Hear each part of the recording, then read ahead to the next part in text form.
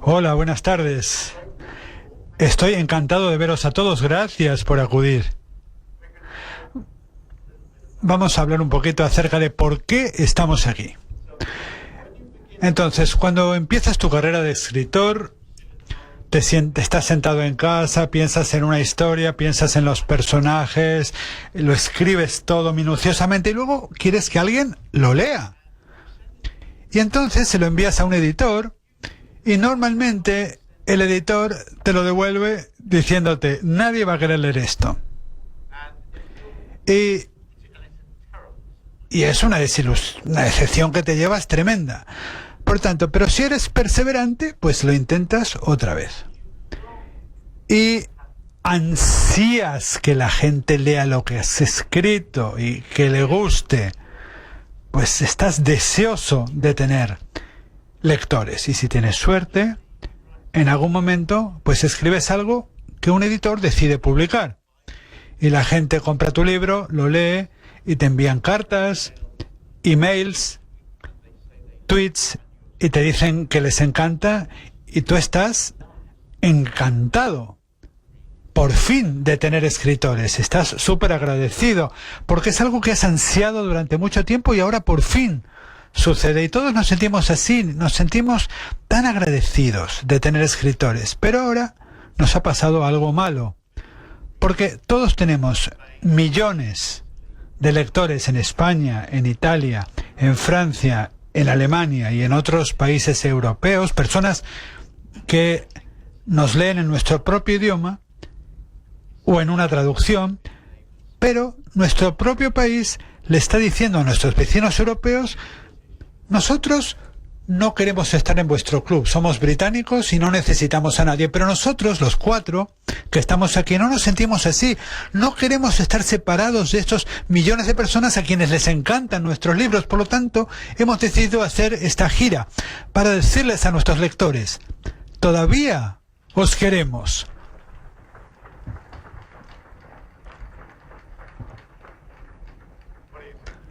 ¿Qué piensas? Yo pienso exactamente lo mismo. La mañana del referéndum, cuando me enteré lo que había pasado, me puse a llorar porque no me podía creer lo que había pasado. Yo me sentía perfectamente europea, mis hijos también, y de repente me convertí en una insular. Y cuando Ken me habló de este tour como una forma de reafirmación de nuestros vínculos con Europa, desde el punto de vista emocional, desde el corazón, de cabeza, nosotros nos sentimos totalmente europeos, aunque nuestros políticos nos digan que no. Bueno, estoy totalmente de acuerdo con lo que ha dicho mi compañera. Hay un lazo muy profundo entre el escritor y el lector. A nivel teórico se escribe un libro, luego se lee y luego existe. Es el lector el que crea el libro, por lo menos tanto como el escritor.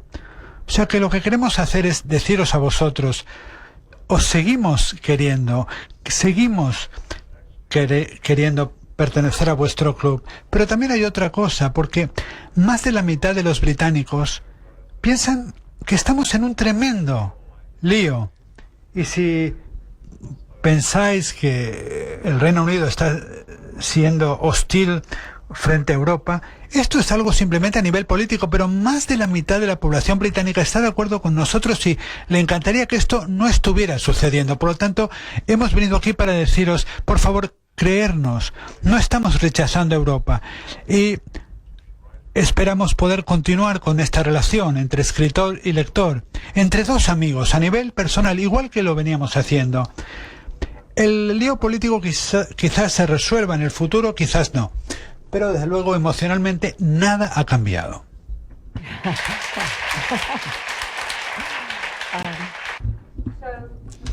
Bien, pues para mí el pertenecer a este Friendship Tour quiere decir que la literatura no tiene fronteras. Da igual que la leas en papel, en un Kindle, de donde vengas, de donde vivas, qué nacionalidad tengas. Da igual. Las historias van de la cabeza al corazón. Y las historias es lo que nos une. Estamos en unos momentos complicados donde hay muchísimas cosas que lo pequeño que nos separa es lo que se trae a las portadas. Y por lo tanto, todo lo que nos une, nos hace más humanos y más en conjunto, no se habla. Nosotros contamos cuentos, contamos novelas, escribimos novelas. Y creo que los novelistas, los literatos, somos partes de este grupo, de este equipo, diciendo que el mensaje nuestro es que da igual lo que pase con los políticos, hay que pedir la opinión de los escritores, de los lectores, y nosotros damos las gracias a nuestros lectores. Queremos seguir contando nuestras historias y compartirlas con el mayor número posible de gente, porque cada vez que alguien lee un libro cambia una vida y no hay nada que pueda ponerse entre medias. Now here's what we're going to do. Bueno, lo que vamos a hacer es lo siguiente. Lo más divertido en una sesión como esta es formular y contestar preguntas. Y a nosotros nos encanta porque pues no sabemos lo que vais a preguntar. Por lo tanto, yo les voy a formular a mis colegas una pregunta. Y luego, pues también abriremos el turno de preguntas en el público. Entonces, de momento tenéis que empezar a pensar en lo que queréis preguntar. Pero bueno, voy a empezar yo con una pregunta para mis compañeros. Stanley Allen, que es un autor de novelas de misterio, decía que la parte de la literatura que me gusta más es cuando empiezas un capítulo nuevo, porque puedes empezar en la mitad de la página y contarla como una página completa. Entonces, lo que voy a pedirle a mis colegas quiero saber si hay algo que les encanta en el proceso de escribir una novela y si hay algo que les aborrece del proceso de escribir una novela. ¿Quién quiere comenzar? Bueno, a mí la parte que me encanta es justamente la parte del comienzo. Y por una razón. Para mí, no sé si esto pues lo comparten mis compañeros, pero para mí ningún libro que publico es tan bueno como yo esperaba. Siempre me decepciona un poquitito. Por lo tanto, lo más fantástico es pues pensar en el siguiente libro. ¿Por qué? Porque todavía no has metido la pata. Este todavía puede ser el libro perfecto y es una sensación fantástica. Y para mí esa sensación me dura el primer día, el segundo día de escritura y luego me doy cuenta, vaya, he metido la pata otra vez. Pero bueno, el año que viene ya sí que escribiré el libro perfecto. La peor parte para mí, la peor parte es escribir las escenas de sexo. Bueno, tienen que estar. Los editores te dicen que tiene que haber una escena de sexo y te dicen, tienes que escribir cosas que ya sabes. Y yo llevo casado desde mediados del siglo XIX, por lo tanto, lo que yo pueda saber de sexo está un poquito limitado. Escarbo mucho en mi memoria a ver si me acuerdo de algo, pero desgraciadamente no siempre lo consigo. He ganado algunos premios en mi vida y recuerdo un premio que en el Reino Unido me concedieron, que era un premio bastante dudoso, pues en el cual pues habían tomado una de las escenas, una escena de sexo de una obra mía, que era una escena irónica, pero la presentaron como si fuera de verdad. Menos mal que no me concedieron ese premio. Pero esa es un recuerdo que valoro bastante. Que quiere decir lo siguiente: no soy el único autor al que se le dan mal las escenas de sexo. Yo escribo ficción histórica principalmente, hablo de paisajes, de la historia del sudeste de Francia y en realidad con todo tipo de intervenciones, etcétera. Para mí la parte más interesante es justo antes de empezar a escribir, cuando ya has hecho toda la búsqueda, estás viendo un poco todos los paisajes, todas las escenas y ya aparece este momento idóneo donde empiezas a susurrar todas esas voces que empiecen a hablarte, voces del pasado, pasado, que de repente te das cuenta que es tu gente, que son los personajes que te has imaginado que están entrando en acción, y parece que de repente entras en mitad del escenario, has hecho ya todo, tienes todo pintado, el paisaje, todo el escenario perfecto, y sabes que hay gente, que esta gente hay, y empiezan a participar, y empiezan a aparecer, y es ese momento mágico que, si tienes suerte, aparece en el capítulo 1 o quizá en el 3, 4, 5, o de repente se te ponen delante y te dicen, venga, ahora también te toca a ti, venga, vamos a contar la historia. Y esto, a mí nunca desaparece este momento de que va a volver a pasar, y lo peor es todo el resto.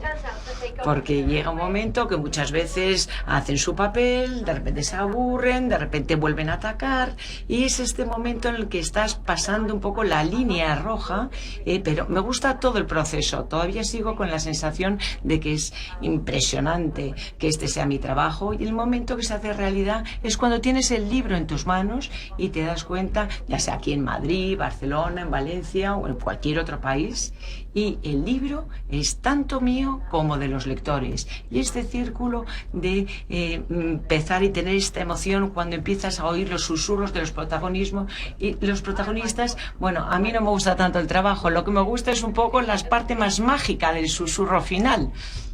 ¿Y tú? A mí me gusta la investigación, porque la investigación es la forma en la que un escritor hace un poco su día de trabajo, lo va cumpliendo. Yo normalmente suelo ir a los sitios de que escribo. Fui a Kentucky, y ahí estuve en una cabaña pequeña. Lo que te das cuenta es que un poco toda esta investigación, este estudio, te pone un poco en posición de los sitios donde nunca esperabas haber llegado. Yo he montado a caballo, he trepado, he estado bebiendo, estando con músicos, etc. Es decir, todo tipo de experiencias distintas. Y a mí sí que me da la sensación de que la investigación y la escritura del libro, y que los propios protagonistas que tú estás creando, te cambian un poco de tu vida. Y mis libros normalmente suelen ser un poquito más allá de lo que yo pienso, el haber traspasado un poco esos límites. Y me encanta ver el sudeste de Gales, el montar a caballo en Kentucky. Yo he estado también en un avión, estar compartiendo con la tripulación. Son un poco distintas experiencias que no sabes muy bien dónde vas a acabar. Y en cuanto a lo peor, voy a decir un poco lo de las escenas en sexys, porque a mí, en cuanto a la investigación, es que yo puedo escribir muchísimo sobre qué es lo que ocurre en la década de los 30, después en la década de los 40, lo que ocurre hoy en día, y todo el mundo se da cuenta cuando son cosas históricas, pues que estás haciendo un poco estudiando la historia. Pero si tú vives en un pueblo pequeño y tú no eres tan sexy, y vas a buscar a tus niños al colegio, y si has escrito cosas sexys, la gente te mira con ojos raros, y la gente piensa, bueno, ¿esto me lo estoy imaginando yo o no? Hay veces que la verdad es complicado esto del tema más sexy, y como Lee ha dicho con su casi premio, es que yo nunca he encontrado la forma de escribir estas escenas sexys que no sean o bien en una metáfora absoluta, o entrar un poco en algo que le dé un shock, le sorprenda al lector del lado ginecológico, por decirlo de alguna forma, o entrar en una parte un poco más amorosa. A mí me gusta escribir de sexo. Pues a mí sí me gusta escribir escenas de sexo, porque ahí es cuando los personajes se hacen más vulnerables. Y quizás estén un poquito nerviosos, o quizás estén llenos de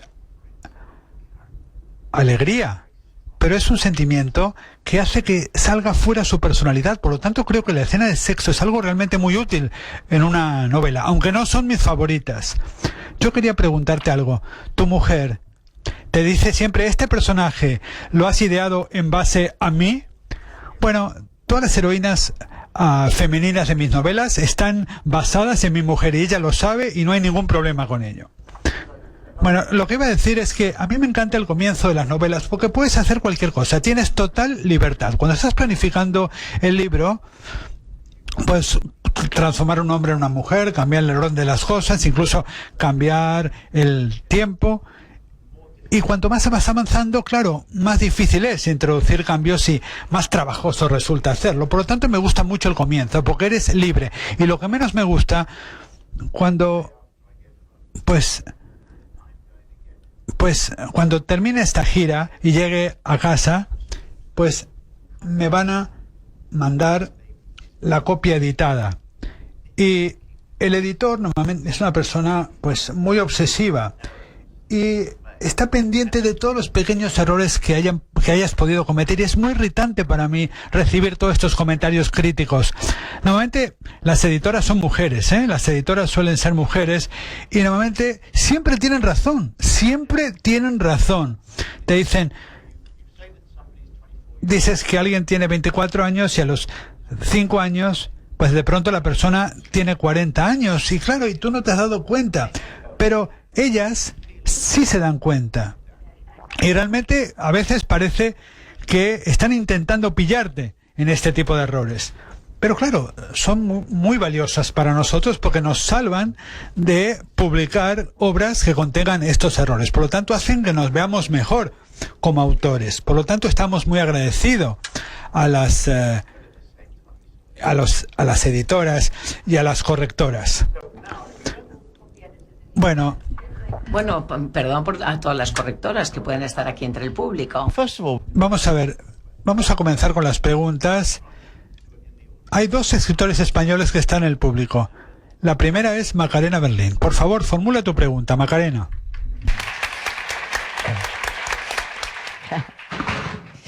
Muy buenas tardes a todos y a todas. Es emocionante, yo creo que todos y todas estamos sintiendo lo mismo, ver a estos 4 autores, 2 autores, 2 autoras en los que hemos depositado nuestras alegrías, nuestra infelicidad, nuestra soledad.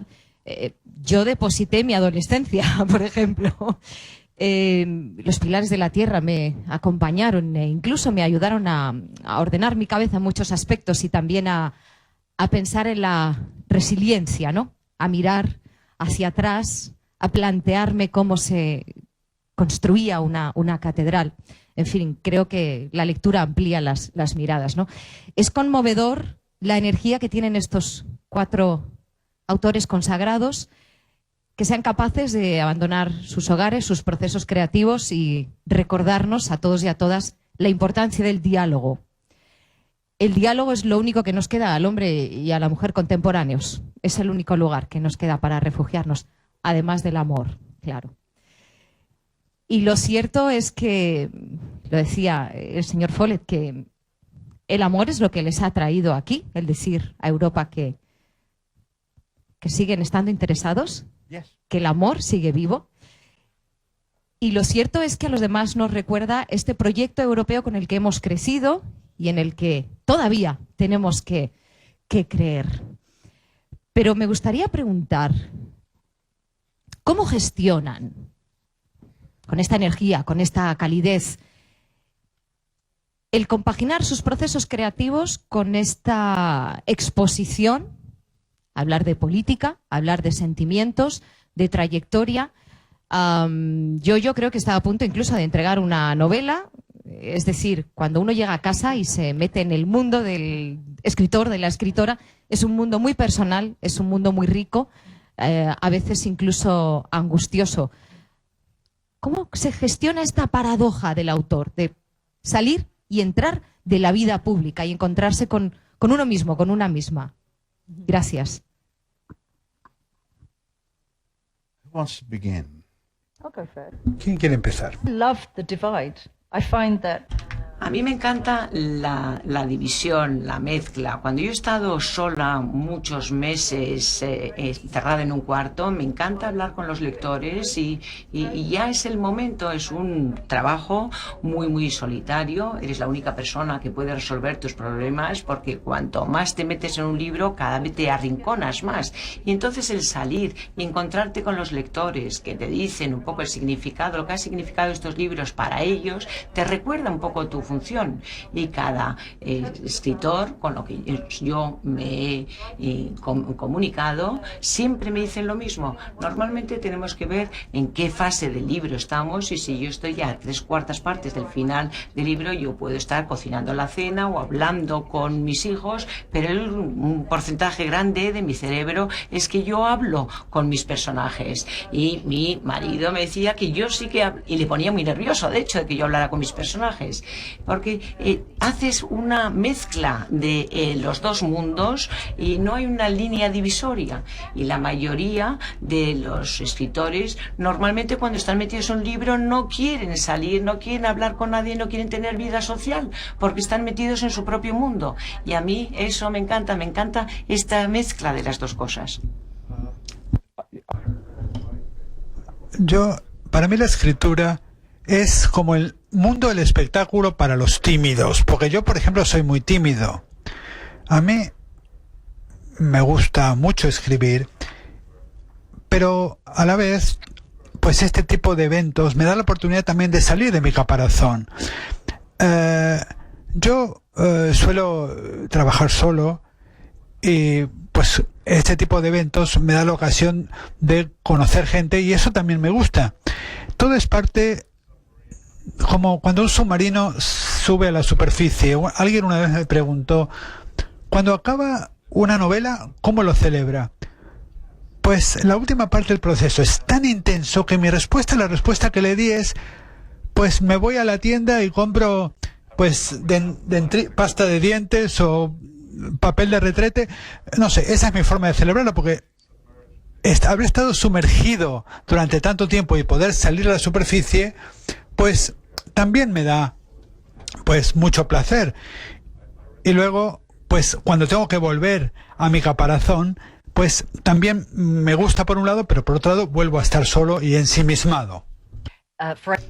Creo que la posición en la que estamos nosotros como escritores, donde estamos metidos en un libro, el hacer todo nuestro proceso, la ventaja es que tú puedes ceder a tus emociones, es decir, puedes trabajar, adaptarlo un poco cuando tú quieres. Cuando yo escribo, por ejemplo, la verdad es que soy un horror como persona en el mundo real, porque yo empiezo muy, muy temprano por la mañana, porque ahí es cuando la imaginación me funciona mejor. Yo empiezo a las 3 de la mañana y me acuesto a las 8. Nadie en España ni siquiera habríais cenado vosotros. Esto ya me he dado cuenta. Es un horror mi vida. Y a mí me gusta esta especie de burbuja, como el ser escritora, lo que te permite al acabar el libro es el ponerte tú por delante, y esto es algo muy importante, especialmente para las mujeres, yo diría. Y a mí me gusta esta sensación, pero como ellos también te haces un poco incompetente. Yo vivo en un pueblo relativamente pequeño, una ciudad pequeña. Nadie nunca me ha visto vestida elegante durante mucho tiempo. Y de repente llega una persona, me dice, llega a mi casa a las 5:30 y sigo en pijamas. Y tengo que decir, yo, oye, ¿me he puesto bien el maquillaje? Le acabo de preguntar ahora yo porque llevo 4 meses sin ponerme maquillaje. Y creo que esta es una forma de aprender y separar un poco los dos mundos y no hacerlo mal cuando estás socialmente, ni hacerlo mal cuando estás escribiendo el libro. Mi único vicio es el Twitter. Eso es verdaderamente, y el capítulo 7 es dificilísimo acabarlo siempre. Yo extraigo mucho material de mi vida como ciudadano. Yo conocí a mi mujer Bárbara en un mitin político, y luego ella se hizo miembro del Parlamento y miembro del gabinete del gobierno. Por lo tanto, durante mucho tiempo, muchos de mis amigos pues eran políticos y miembros del gobierno. Por lo tanto, cenábamos con nuestros amigos y 2 de ellos que eran miembros del gobierno, bueno, Bárbara les decía a uno de nuestros amigos, oye, ¿tú qué vas a hacer acerca de, no sé, alguna cuestión política importante? Por ejemplo, el presupuesto para la educación. ¿Qué vas a hacer con el presupuesto para educación? Y él le contestaba, bueno, haríamos esto o esto. Y el otro decía, no, nunca podrías hacer eso porque no habría suficiente dinero. Y entonces, pues de alguna forma, establecían un debate y aunque luego pues tuvieran más debates en sus despachos, yo sabía que la decisión ya la habían tomado en casa. Y luego en la trilogía del siglo XX hablábamos justamente de las decisiones que se tomaban en las capitales europeas. Y cuando hablaba de esto yo sabía perfectamente de qué estaba hablando, porque yo pasé mucho tiempo con Bárbara mientras ella hacía campañas, ella me pedía que le escribiese cosas, notas de prensa, discursos, cosas de estas. Y durante ese tiempo, pues realmente las campañas políticas son apasionantes, a mí me encantaban, pero al final todas esas cosas que haces, que no son estar en casa escribiendo, también te dan material para escribir. Por lo tanto, está muy bien tener una vida pública fuera de la literatura, pero veamos lo que nos dice nuestro otro autor español, Javier Castillo. ¿Qué pregunta tienes para nosotros? Teneros aquí, la verdad que creo que hablo en nombre de todos porque es un honor que hayáis salido de vuestras, por así decirlo, yo tengo mi cueva particular en la que escribo y que hayáis salido de las vuestras para este tour tan maravilloso, ¿no? Que lo que intenta es unificar Europa y no romper lazos sino unirlos. Así que de verdad aprecio, y creo que hablo en nombre de todos, os agradezco de verdad el gesto y el tiempo.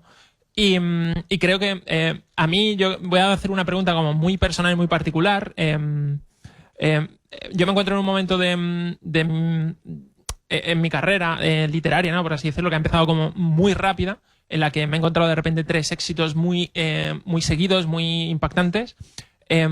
¿Cómo gestionasteis vosotros vuestro primer éxito y cómo afrontasteis la escritura después de él? Si tuvisteis miedo, si tuvisteis dudas, si dudasteis de vosotros, si confiabais ciegamente en todo lo que hacíais, o como yo os quedasteis un tiempo pensando si lo que os estaba pasando era real o un sueño extraño. Nada, eso. ¿Quién quiere empezar? Bueno, yo creo que me sentí menos miedo con respecto al primer éxito de lo que me hubiera sentido si no hubiera sido un éxito el libro, porque en definitiva nuestro trabajo pues es un trabajo y tienes que pues llegar a fin de mes, por lo tanto pues fue muy importante este éxito. Y para contestar tu pregunta, bueno, pues el éxito significa que tienes muchos lectores y sé que tu libro fue una sensación, un libro fantástico y se vendieron un montón de copias, por lo tanto creo que tienes unos 500.000 lectores, que es una cifra muy importante. Y yo, la cifra que siempre tengo en mente es la de 2.000. Si llegas a 2.000 lectores, que es algo que no es tan difícil para un escritor, si llegas a 2.000 lectores, esas son muchas más personas de las que puedes llegar a conocer personalmente. Si llegas a 2.000 lectores y llevas a uno a cenar cada noche de tu vida, te llevaría 5 años y medio poder conocerles a todos. O sea que cuando llegas a una cifra así, pues tienes más lectores de los que puedes abarcar a nivel social. Y por lo tanto, ya a tu nivel, cuando tienes ya 500.000 lectores, ya pues no puedes ni siquiera conceptualizarles. Por lo tanto, lo que tienes que hacer es escribir para ti mismo, de la misma forma en la que escribiste tu primer libro. O sea que tienes que ignorar el aspecto comercial, tienes que hacer caso omiso de las ventas potenciales y solamente escribir para ti mismo.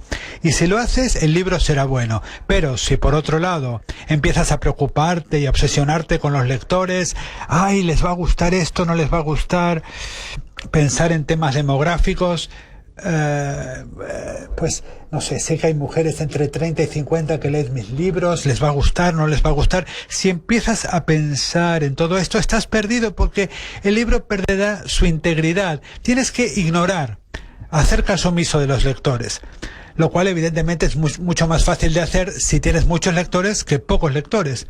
Yo siempre pienso, siempre a cada página pienso, ¿les va a gustar esto? ¿Esto es creíble? ¿No es creíble? ¿Esperarán que la cosa salga bien o no? Y la pregunta principal que me formulo es, ¿se sentirán lo suficientemente emocionados para pasar a la siguiente página? Somos muy diferentes. Bueno, justamente esto es lo que me gusta de hablar con otros colegas. Kate y yo somos totalmente opuestos, porque ella empieza a trabajar a las 2:30 de la mañana, pero en mi vida nada valioso lo he conseguido por la mañana, nada. Hemos aprendido muchísimo unos de otros, nosotros, y esto es una cosa que nos complica mucho para contestar a estas preguntas. Un consejo para dar, y estoy convencida de que hay muchos escritores aquí entre el público, es que el truco es qué es lo que a ti te encaja y así hacerlo. Yo tuve una experiencia bastante parecida a la tuya. En mi primera novela tuvo mucho éxito y la verdad es que hubo una sorpresa. Yo he estado escribiendo este libro y ahí todo el mundo me decía, bueno, ¿y qué tal va la novela? ¿Qué tal va la nueva novela? Pasan los años y no sale la novela. Y al final, que está a punto de publicarse ya la novela, es un momento de tensión tremenda y yo pienso que nadie la va a leer salvo a mi madre. Y a ella no le gustan mis historias ni mi ficción. Entonces, luego también hay gente que piensa, bueno, sí, quizá a estos les vaya a gustar o no. Bueno, mis padres ahora viven en un pueblo pequeño y aquí está el kiosco que vende periódicos, etcétera. Y entonces suele decir Bárbara y Richard, la hija de Bárbara y Richard, va a lanzar su novela. Y esto es algo bastante impactante. A mí me complica mucho, creo que es muy difícil, porque de pasar a ser una persona totalmente privada a ir y todo el mundo nos dice, anda, mira, es ella, y es el libro el que está escribiendo. Y aquí esto me acaba de pasar con mi libro nuevo, en la Ciudad del Fuego, y alguien me dijo en Carcassonne, y me dijo con una copia en español, me dijo, ¿tú has escrito esta novela? Y yo de repente me di cuenta y dije que no, porque me da la sensación que voy a decepcionar a la gente.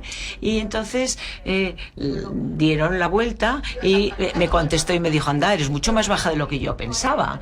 O sea, yo creo que hay que dejar el lado privado y personal un poco aparte.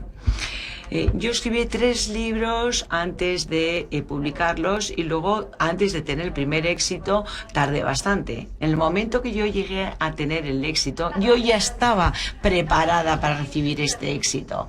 Y cuando llega el éxito, es tantísimo más divertido que no tener éxito.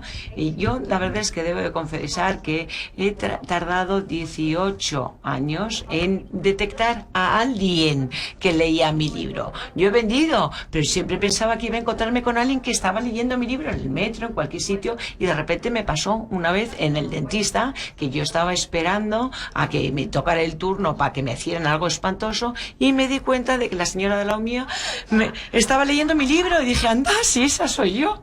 Y me miró a mí como diciendo, pero bueno, y se pensó que yo era una loca. Le dije, no, mira la contraportada, porque ahí está la imagen, ahí está la foto, soy yo. Y entonces se quedó muy sorprendida y le dije, anda, ¿lo estás pasando bien con mi libro? Y me contestó que sí, gracias a Dios. Luego se dio cuenta de que yo no era una loca.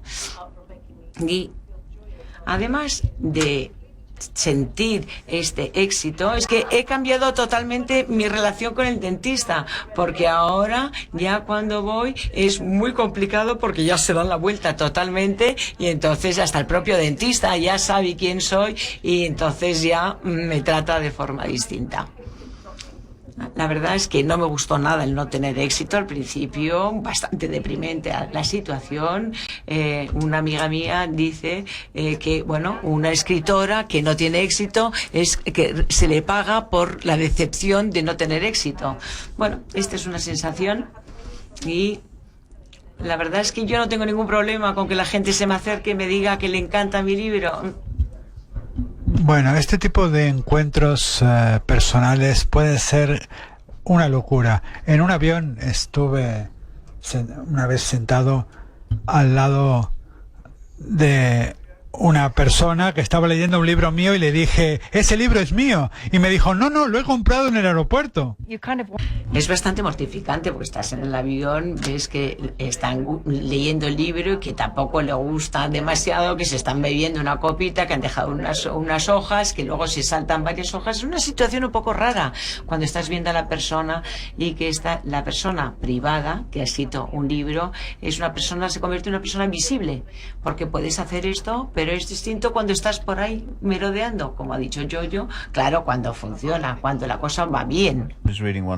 Yo solamente una vez hablé con una persona que estaba leyendo un libro mío y le pregunté, ¿qué le parece el libro? Y me dijo, terrible, fue hace 40 años y nunca lo he vuelto a hacer. Bueno, ahora tenéis la posibilidad vosotros, al público. Vamos a abrir un turno de preguntas. Si tenéis alguna pregunta que formular, esta es vuestra oportunidad. Levantad la mano y ya alguien os va a acercar un micrófono. ¿Se oye? Sí. En primer lugar, quería suscribir todas las palabras que ha dicho Javier Castillo en cuanto a la magnífica oportunidad que tenemos de estar aquí y escuchar a estas 4 grandes figuras de la literatura. Tengo 2 preguntas. La primera hace relación al proceso de creación de una novela o de un libro. Se ha mencionado cómo de repente los personajes pueden aparecer así y uno mantiene conversaciones con ellos. Citando también a la otra escritora española que ha mencionado la novela del señor Follett, a mí lo que en ese caso concreto me llamó muchísimo la atención cómo es posible tejer una trama tan compleja y sofisticada que atraviese distintas generaciones y que parezca que está hecha a la perfección, donde todas las piezas y todos los personajes encajan con sus determinadas vivencias. Ese es un proceso que el escritor tiene ya preconcebido durante el proceso de documentación, o por el contrario surge a medida que los personajes parecen dictar un poco cuál es su itinerario. Y la segunda pregunta, aludiendo a la figura del copy editor que ha hecho el señor Follett, a mí me gustaría llevar el acento a las 2 personas que tienen ustedes detrás y que les están transmitiendo mi mensaje a su idioma o lengua materna. En este caso son intérpretes, pero en el caso de sus libros son los traductores. Me gustaría saber si ustedes guardan algún tipo de relación con los traductores de sus novelas, si reciben consultas por parte de ellos o no, y si siguen de alguna manera cuál es el proceso de traducción de sus obras.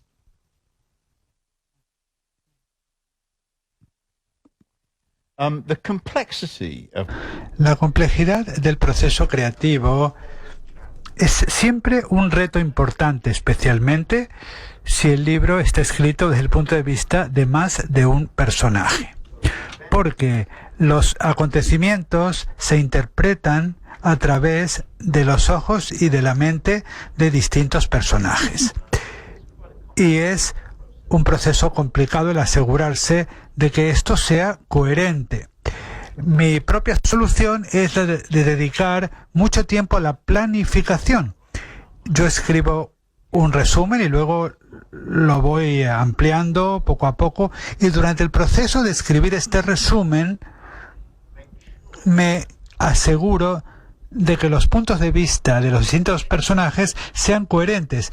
Esto demora su tiempo, hay que pensar mucho en ello, pero puede hacerse. Estoy seguro de que otros compañeros tendrán soluciones diferentes. ¿Tú, Kate, cómo lo ves? Bueno, de las cosas más fantásticas de esta gira que estamos haciendo es que hemos aprendido nosotros muchos de los procesos de mis compañeros aquí. Para mí personalmente, aunque mis libros son bastante grandes, aunque no tan grandes como los de Ken, pero bastante gordos, yo en mi resumen, yo me baso en la preparación, en en la investigación que hago en mi cabeza, en librerías, en bibliotecas, en archivos, etcétera. Y esto es lo que hace la arquitectura del tipo de historia que yo voy a contar. Este estudio es estar un poco en el campo, en el sudeste de Francia, en Chartres, en Ámsterdam, en Carcassonne, y aquí, una vez que ya estoy aquí en este entorno, entonces lo que hago es pegar un salto y ya me encontrará a mí la red para soportarme.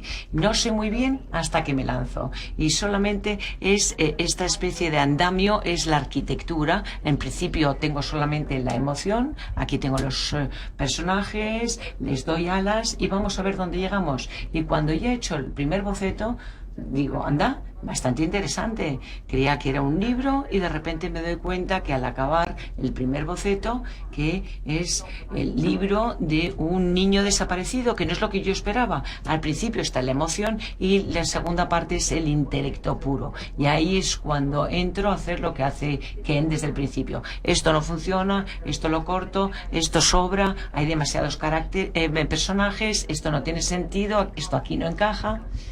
No pueden estar un día en Carcassonne y al día siguiente en Madrid, porque de aquí corrijo un poco y vuelvo y hago la planificación una vez que ya he hecho el borrador. Y el tercer proyecto es el escribirlo ya bien. Tengo primero la emoción, luego el intelecto y luego ya la escritura. Es muy interesante, porque mi primer borrador es puramente argumento y luego tengo que volver a escribirlo para enfatizar un poco los sentimientos de los personajes. Pero claro, no puede haber historia sin emociones. ¿Y tú?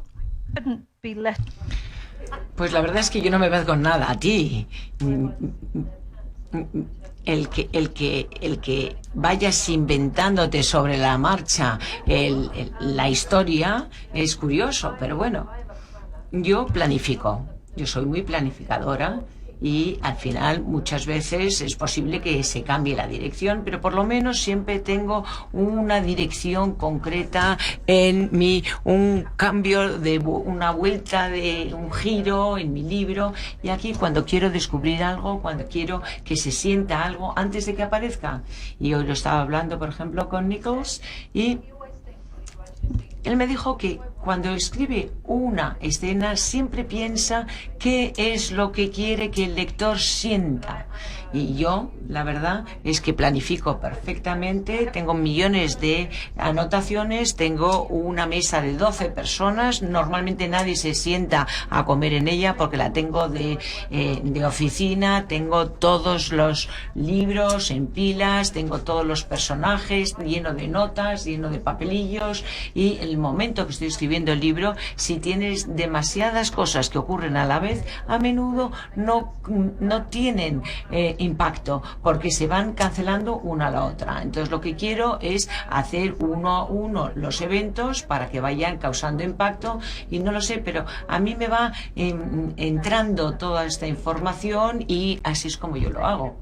Bueno, en América, por ejemplo, normalmente siempre tienes que hacer un boceto primero del libro, y después de hacerlo le dije, mira, yo no lo vuelvo a hacer, se lo dije a mi agente, no lo voy a hacer más, porque esto me ha destrozado el libro, porque yo necesito la adrenalina y el ir descubriendo poco a poco cómo avanzo para encontrar qué es lo que me hace a mi escritora. Bueno, continuando con el tema este de lo diferentes que somos entre nosotros, yo no hago nada de eso, nada. Lo que a mí me encanta, básicamente, es, primero, a ver, todos somos mucho más lectores que escritores. Yo escribo un libro al año y probablemente me leo 300 libros al año. Por lo tanto, soy 300 veces más lector que escritor. Y me encanta ser lector, porque siempre estás desesperado de volver al libro para ver lo que va a suceder. Y como escritor, quiero que me pase lo mismo. No quiero saber lo que va a pasar. No me gusta un boceto preliminar que ya me diga todo lo que va a pasar. Yo quiero sorprenderme, quiero tener esta sensación de decir, me pregunto qué va a suceder, cuál va a ser el próximo paso. Y yo no tengo ni idea cuando empiezo. Normalmente empiezo con una buena frase inicial. Y si la frase inicial es buena, no me importa a qué conduzca. Ya encontraré otra frase y así iré avanzando hasta que el libro quede terminado. No me interesaría saber ningún detalle por adelantado porque me quitaría la curiosidad. En cuanto a lo que has preguntado de los traductores, es algo muy importante porque todos hablamos distintos idiomas y el traductor, los traductores son de las personas más talentosas pero también más invisibles de este negocio. Pero yo tengo una muy buena relación con un traductor de holandés que vivía en Francia. Me escribía emails con palabras específicas de mis libros que quería saber exactamente qué significaban y realmente disfrutaba yo mucho con esos emails, pero luego ya empezó a preguntarme sobre libros de otros autores, palabras de otros autores, y yo seguía contestándole porque era algo fascinante. Algunas palabras en algunos idiomas significan más de lo que parece. Recuerdo una vez me preguntó ¿qué es un wingtip? Y un wingtip es una especie de zapato de Estados Unidos. Es un tipo de zapato que se utiliza en ocasiones formales y se llama así por la forma en la que se corta el cuero. Pero es mucho más que eso. Es una palabra que pues también se utiliza para designar a una persona muy almidonada. Y yo le dije esto y pues lo que él tenía que hacer era traducirlo al holandés y nos lo pasamos estupendamente intercambiando emails. Y me preguntaba, como digo, palabras no solamente de mis libros, sino de otros autores que le estaba traduciendo. Tengo muchísimo afecto y muchísimo respeto por los traductores y me encantaría que recibieran un mayor reconocimiento porque vivimos en un mundo en el que las lenguas son súper importantes y los traductores desempeñan un papel importantísimo. Me encantaría que los traductores gozaran de mayor prestigio y que se les pagara más, especialmente en Holanda, porque en Holanda muchísima gente lee directamente en inglés. Por lo tanto, quienes traducen al holandés pues no tienen el prestigio que deberían. Me encantaría que se recibieran un mayor reconocimiento. Otra pregunta. Who's got the microphone? Hola, buenas.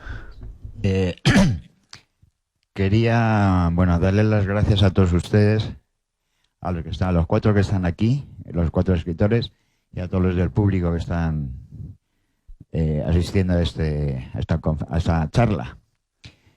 Lamento romper este ambiente de armonía y amistad que reina entre todos, pero quería nombrar la palabra para muchos maldita, y que creo que es la que nos reúne a todos aquí, y es Brexit.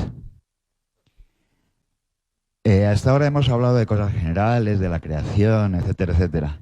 Yo quería hacer un par de preguntas que giran un poco en torno al Brexit y a los personajes y a las situaciones que a las que nos llevaría el Brexit. En primer lugar, se ha hablado aquí de paisajes en los que se desarrollan sus novelas y de qué manera esos paisajes inspiran la novela, ¿no? Quería saber si en el caso de que cada uno de ustedes, y querría que me respondieran por separado, por favor, escribiera una novela en la que se hablara del Brexit, si ese paisaje sería un paisaje posapocalíptico, una especie de distopía poblada de zombies euroescépticos, y por otro lugar, si uno de los personajes sería Boris Johnson, Bojo, como lo llaman sus amigos, y algunos enemigos también, y si ese personaje sería creíble o es tan desaforado de una realidad que como personaje literario no sería creíble. Y en segundo lugar, la segunda pregunta, perdón, ya, me he olvidado. Bueno, cuando me acuerde, si acaso, se la recuerdo. Let's answer that question. Let's answer that question. Vamos a contestar esa pregunta. Entonces, ¿una novela sobre el Brexit sería apocalíptica? Yo creo que la frase que ha dicho el señor es post-apocalíptica. ¿Y quiénes serían los personajes? Boris Johnson sería uno de los personajes y la novela sería creíble. Fantástica pregunta. Pues sí, yo sí que creo que sería apocalíptica. Creo que estamos viviendo en un panorama político bastante complicado y me gustaría escribir cualquier cosa, pero nunca me gustaría tener la posibilidad de que fuera un personaje de una novela. No quiero volver a oír ese nombre nunca jamás. Prefiero hablar de asesinatos, de cualquier otro tipo, de masacres, de todo tipo de cosas, pero desde luego no me gustaría incluir a este personaje en ninguna de mis novelas. No quiero escribir sobre Boris Johnson, así de tajante. Yo creo que es sería una novela no apocalíptica, sino una novela sobre un declive bastante cutre. Leí una novela hace poco sobre Zimbabue y unos personajes decía, antes fabricábamos coches aquí y ahora importamos linternas de queroseno, como una metáfora del declive de una sociedad que en algún momento fue una sociedad organizada, y creo que así es como van a ser las cosas. Probablemente no sea apocalíptica, probablemente no esté llena de zombies, sino que sería un declive económico suave, y mientras el Reino Unido se va alejando cada vez más de Europa. Yo no escribo ficción contemporánea, o sea que yo no debería ni siquiera tocar el tema, pero creo que una de las razones, y en España es un ejemplo muy bueno, una de las razones por las que la gente disfruta tanto de las novelas históricas es porque al leer un periodo de la historia donde algunos de los temas en cuestión son bastante parecidos, a pesar de que la sociedad es totalmente distinta, a pesar de que hay distintos valores, distinto momento en la historia, es que muchas veces lo que estamos viviendo es muy doloroso y entonces al verlo en libros históricos todas las experiencias se han vivido anteriormente, y esto es un poco lo que dijo Leo. Si no hablamos un poco de lo que hemos, es no cometer y no caer otra vez sobre la misma piedra. Creo que es muy importante y es muy temprano todavía el que hemos hablado en otro evento también. Cuando ha habido acontecimientos históricos importantes, hay muchos momentos donde hay una ebullición muy grande en un momento determinado, pero luego va a reposar y posiblemente después ya se considera posteriormente como apocalíptico o no. Quizá se dé una perspectiva mayor, y esto fue en un momento en 1928 cuando nadie escribía nada sobre la guerra mundial, y de repente posteriormente empezaron a escribir novelas. Creo que va a pasar esto con el Brexit. Si hubiera una novela que tratara el tema y que verdaderamente reflejara la situación, no creo que se dé ahora, y no creo que sea nadie de nuestra época ahora. Y yo creo, desde luego, estoy encantada de permanecer en el siglo XVI. Otro problema de escribir del Brexit es que no es un tema sexy. ¿Quién tiene otra pregunta para nosotros? Buenas tardes. Primero, gracias a Espacio Fundación Telefónica y a los organizadores de este evento por darnos esta gran oportunidad. Hoy es un día muy especial porque están ustedes aquí y el Museo Nacional del Prado cumple 200 años. Es un día muy especial para la cultura hoy. Mi pregunta es, cuando a ustedes les suena o alguien les dice la palabra Madrid, ¿qué es lo primero que les viene a la mente de Madrid? ¿Qué es la primera foto que se ha quedado en su memoria? Muchas gracias. The first image that you think of. La primera imagen que veo cuando me dicen Madrid, pues para mí es muy fácil, Real Madrid.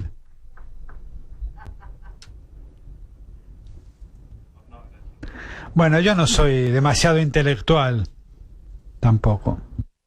I guess. Yo creo que el Palacio Real es lo que me viene a mí a la mente. Es enorme, es bellísimo y es muy diferente de otros palacios que hay en Europa, por lo menos los que yo conozco, y me encanta visitarlo. Creo que es una respuesta bastante evidente porque todo el mundo lo visita cuando viene a Madrid. Para mí es la primera vez que vengo aquí a Madrid y la verdad es que no tengo ningún recuerdo de Madrid. O sea que tu recuerdo de Madrid será el espacio Telefónica. Sí, creo que sí. Yo, igual que yo, uno de los grandes placeres es que esta ha sido mi primera visita a Madrid, porque yo tengo editores en Barcelona, y mi memoria de Madrid, en cuanto a lo que yo esperaba, desde luego el Prado, por supuesto, y desde luego no he podido ir porque me pierdo, estoy totalmente desorientada y me he paseado por Madrid y no lo he encontrado. Y desde luego los edificios, en todas partes donde yo he mirado, desde luego todos los edificios me han impresionado muchísimo. Normalmente si yo me quedo aquí mañana, pues yo me voy a coger un autobús rojo para dar una vuelta, para ver un poco, y así ya aprendo y así no me pierdo la segunda vez. Más preguntas. Here. Thanks a lot for coming. Here. Gracias por venir, es un placer tenerles aquí y espero que pues no piensen que por culpa de Brexit vamos a cambiar nuestra afición por sus libros. Pues uno de vosotros habló de Twitter y quería preguntaros ¿qué actitud tenéis con respecto a las críticas? ¿Os influyen las críticas? Te voy a contestar un momento, pero estoy viendo que todas las preguntas las formulan los hombres, pero también hay una chica aquí rubia que también quiere hacer una pregunta. Pero bueno, los críticos. La pregunta es entonces, me preguntas sobre las críticas malas, porque las buenas críticas no te plantean ningún problema. A ver. Yo personalmente no las leo. Yo no las leo.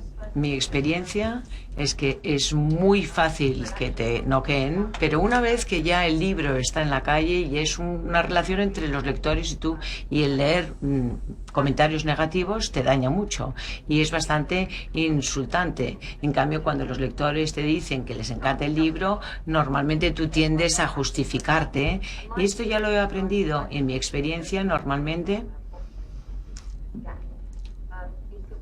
es que cuando tienes una crítica muy positiva, la gente normalmente dice, anda, ¿has visto lo que el Sunday Times ha dicho de tu libro? Entonces yo me quedo en esa burbuja feliz y yo solamente cojo o leo las críticas de los lectores que me vienen y me dicen algo, no de los medios, no de la prensa. Entonces lo que me dice un lector, sí, lo escucho, porque es alguien que ha leído el libro para ocio, para entretenerse, para pasarlo bien, y es un poco lo que a mí me recompensa o lo que me enseña dentro de mi proceso. Aquí ya hay algo de transacción y entonces yo me alejo un poco de las críticas de Twitter, etcétera, de las críticas. Yo leo todo. Yo la verdad es que sí. En parte lo hago porque la ficción que yo escribo normalmente no tiene unas críticas tan importantes y según yo voy creciendo, normalmente después de que me hayan prestado cierta atención, sí que me gusta el que me tomen en serio, ya sea para bien o para mal. Y yo también suelo ver las críticas de Amazon, porque normalmente son unas críticas que para mí son muy útiles. En los 3, 4, 5 libros primeros míos, si hay alguien que te dice que te odia y que no le gusta nada tu libro, pero si puedes decir que el 40% dicen que verdaderamente han disfrutado mucho con el libro, pero que puede ser un poco lento, creo que esto es bastante una crítica positiva y yo lo aprendo. Y entonces dejo de hacerlo y entonces me ayuda. Y yo empecé un poco a acelerar el ritmo de algunos libros y quizá vendí mucho más, quizá fuese una coincidencia. Y tus libros normalmente empiezan rápido. Sí, a mí me gusta un ritmo rápido, pero soy como yo me leo todas las críticas de principio a fin. Tienes que ser duro, tienes que ser valiente, pero creo que se podría decir que una crítica, desde luego, es algo muy subjetivo, pero también hay una cierta objetividad en una crítica. Y hay que tener en cuenta también que el crítico quizás ese día haya estado enfermo, se haya sentido mal. O sea que puede haber ciertas razones que explican lo que puede haber dicho. Y en general, pues yo he escrito mis propias críticas y como crítico normalmente siempre también intento presentar los aspectos positivos y es muy difícil que una crítica sea totalmente negativa, devastadora. Yo lo que creo sería arrogante decirlo, pero creo que sé mucho más de literatura que cualquier persona que escriba una crítica. Y lo conozco de una forma diferente que ellos, porque yo soy quien hace la literatura. Y también sé cuáles son las reacciones de mis lectores, porque yo he dedicado mucho tiempo a estudiar qué quiere la gente de la literatura, por qué quiere libros. Cuando vas por una librería buscando títulos, y esto es algo que todos hacemos, paseamos por la librería, buscamos libros, es una experiencia por la que pasamos todos. ¿Y qué queremos conseguir? Bueno, queremos sentirnos atraídos a un mundo imaginario con tanta fuerza que mientras leemos ese libro, te importe más ese mundo imaginario que la vida real. Esa, para mí, es la indicación de que un libro realmente funciona, que se produzca esa magia. Pero si lees críticas, se habla de muchas cosas y normalmente se centran en las cosas malas. Pero yo no puedo evitar pensar en las buenas. A veces leo las críticas, pero no me suelo prestar demasiada atención. Y si esto os suena arrogante o presumido, bueno, quizás lo sea, quizás sea un presumido. Bueno, yo también quiero defender lo que acaba de decir Ken, porque hay una cierta verdad en lo que hacemos. Nosotros conocemos el libro.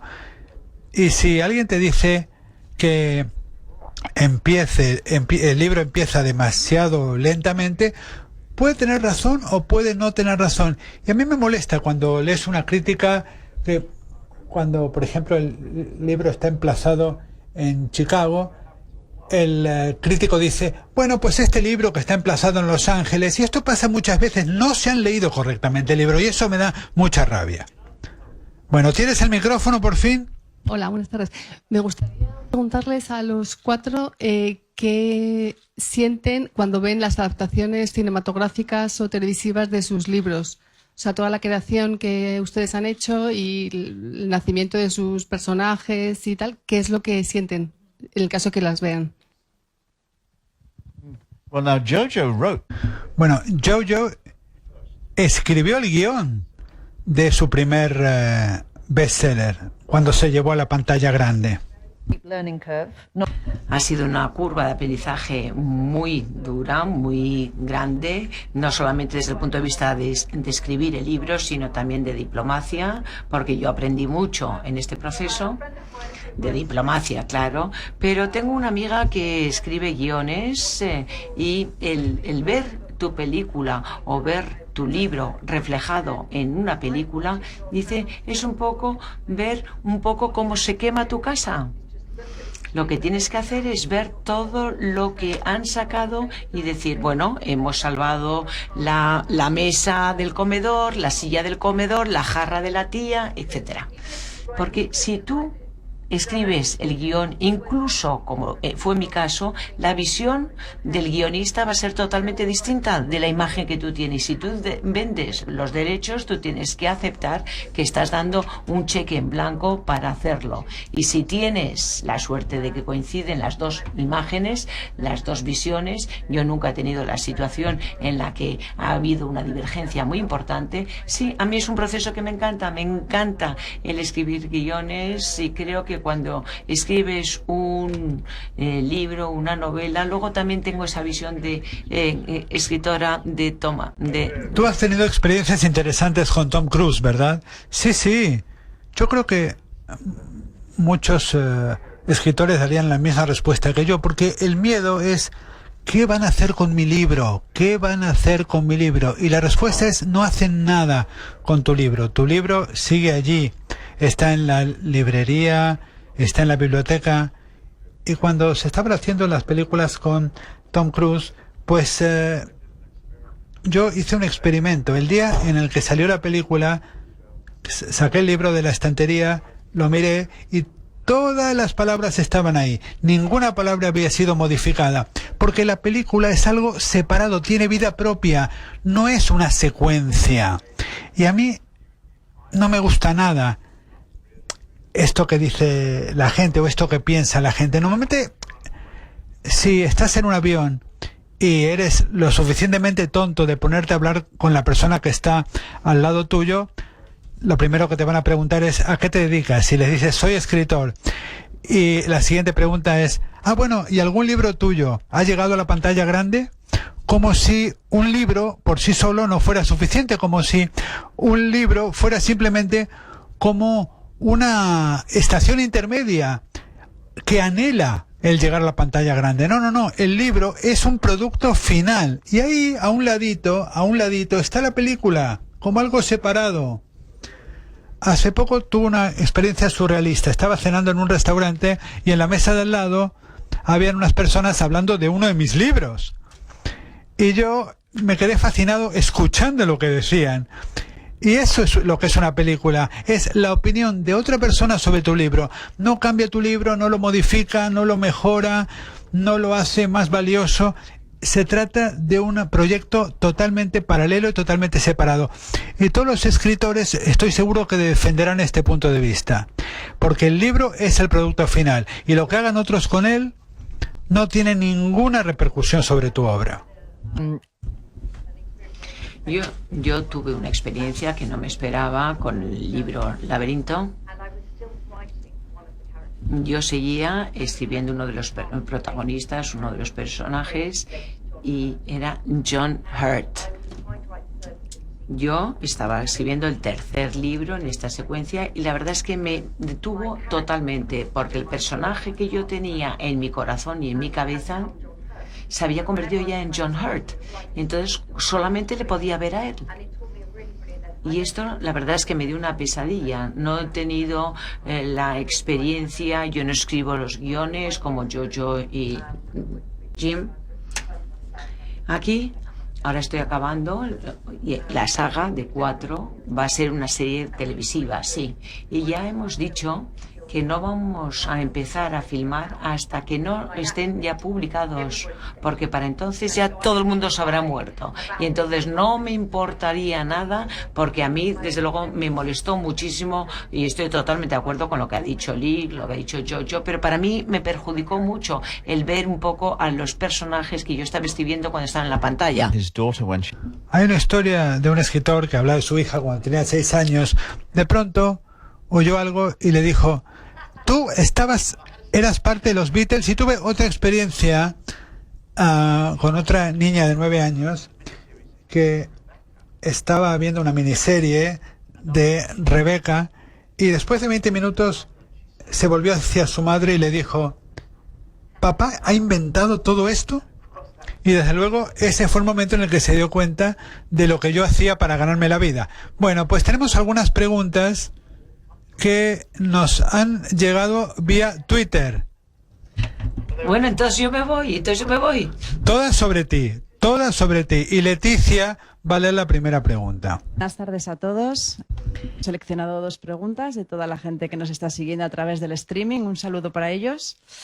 Vamos a ver. La primera de ellas viene de Siromón y nos pregunta: ¿qué tenéis pensado hacer a vuestra vuelta a Reino Unido tras todas estas experiencias que estáis viviendo en el tour? ¿Tiene continuidad de alguna forma en vuestro país?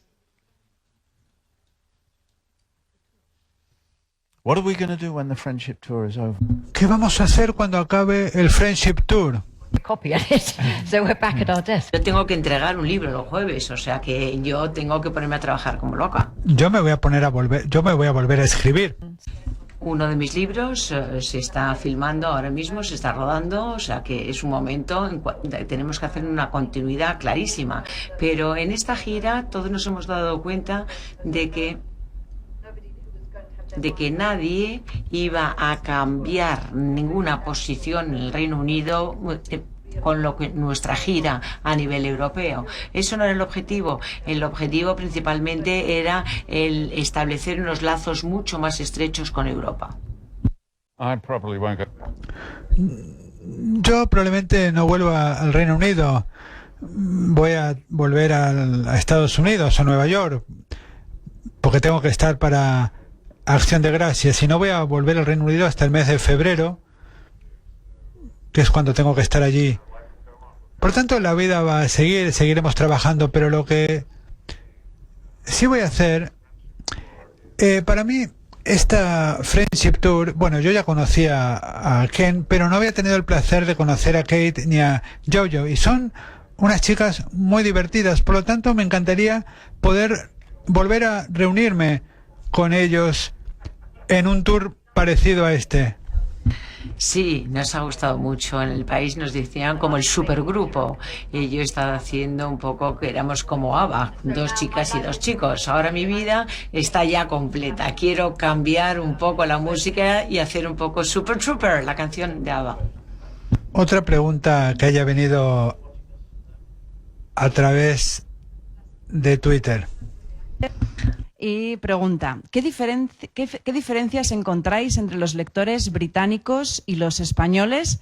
Y a mí me gustaría ampliar un poquito la pregunta en mi propia cosecha y preguntar también por otros países europeos. ¿Qué peculiaridades habéis encontrado cuando habéis viajado de promoción a lo largo de Europa entre los lectores europeos?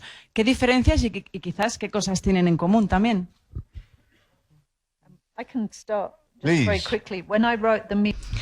Cuando yo escribí mi trilogía, el segundo es bastante melancólico porque es después de la muerte de un protagonista, de un personaje, y yo no pensaba que fuera tan melancólico.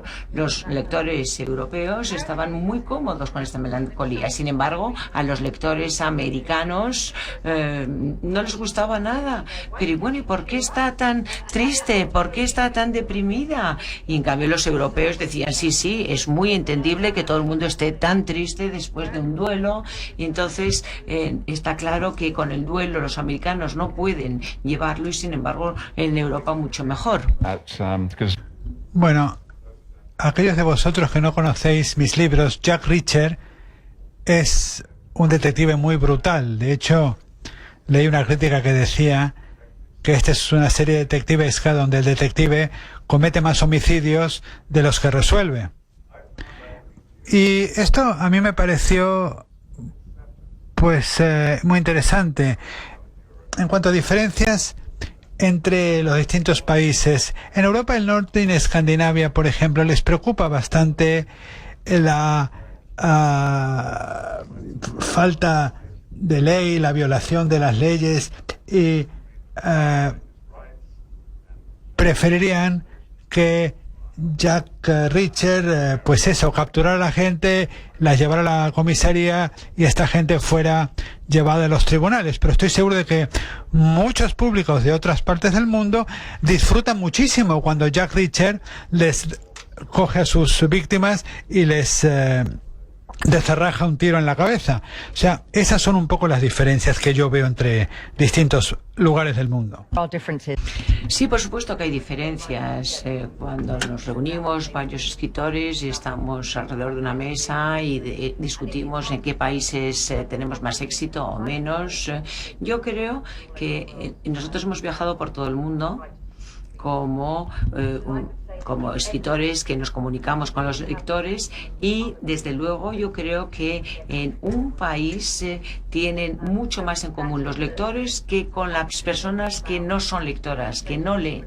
Y esto ha sido un poco el espíritu de esta gira que estamos haciendo, la gira de la amistad. Normalmente las preguntas suelen ser las mismas, los puntos en común son los mismos, y un país que tiene un sentimiento muy importante de nacionalidad, no tenemos que protegerlo para apoyarlo.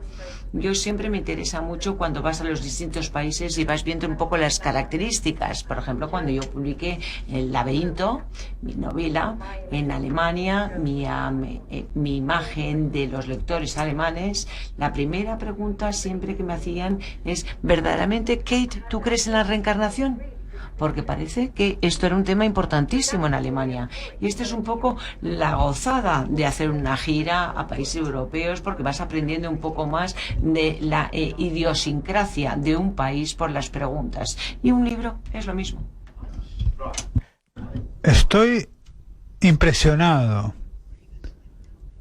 de tener lectores en países donde la cultura es tan diferente de la nuestra.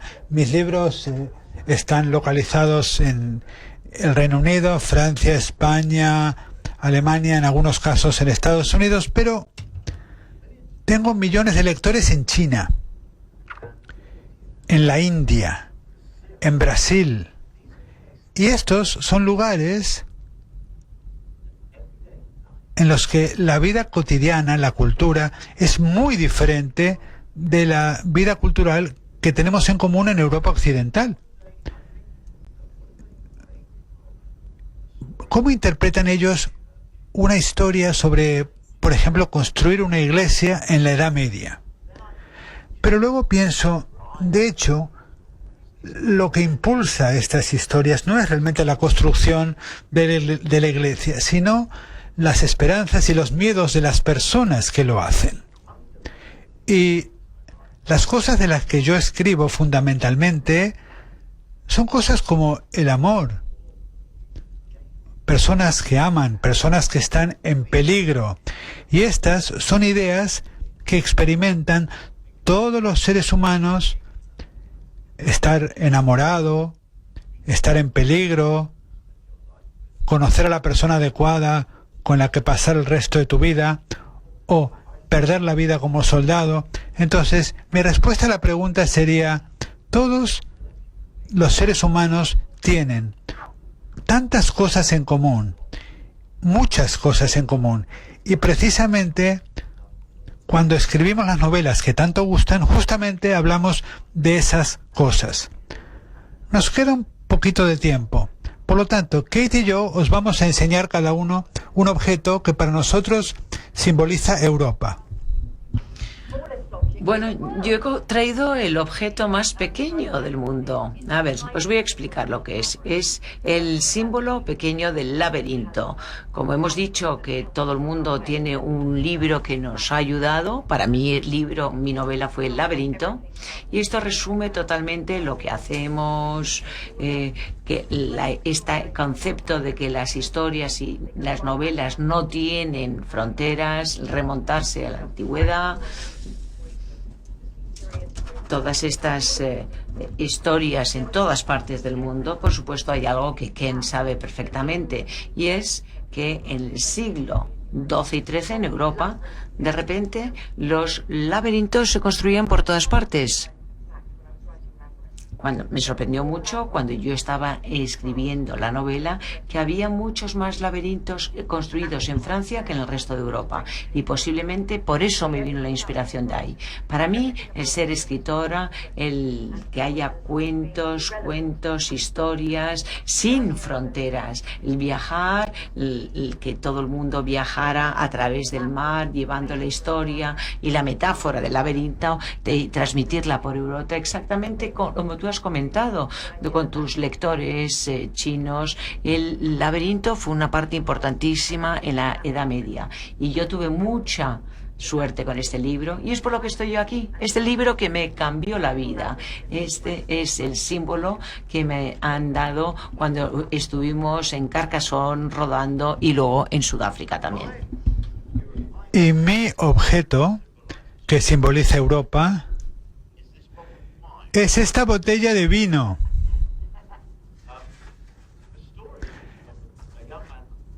El relato es de un señor que se llama Peter Cissé, que es danés,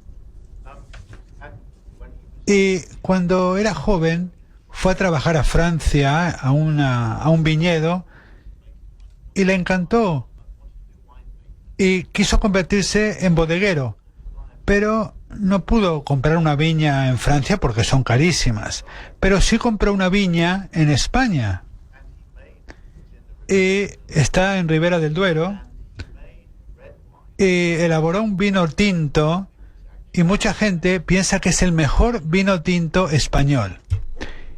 Y debe serlo, porque esta botella cuesta 1.000 euros. Por lo tanto, un hombre danés que aprendió a fabricar vino en Francia, luego vino a España y elabora uno de los mejores vinos españoles. Se llama Pingus y al final del Friendship Tour nos lo vamos a beber. Gracias. That's the end of our performance. Así hemos terminado este acto. Ahora nos van a hacer una foto de familia con Macarena y con Javier. Gracias a todos por acompañarnos. Ha sido un verdadero placer.